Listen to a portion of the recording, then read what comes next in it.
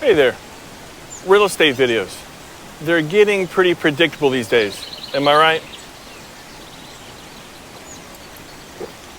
You're probably thinking, he's going to start running through the house.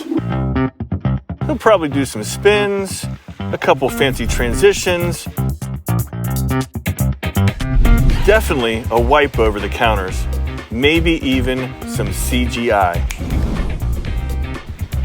And he'll say something like, $100,000 of renovation. Then we'll cheers to the brand new wet bar in the basement, and he'll show off his athletic skills at nearby Huntley Meadows Park. Cue the obligatory shot of the metro, and he'll of course end it by jumping into the lake located in the backyard.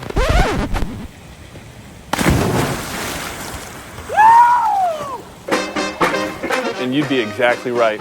I'm Ryan Rice with Rice Properties Group, and you're gonna love this one.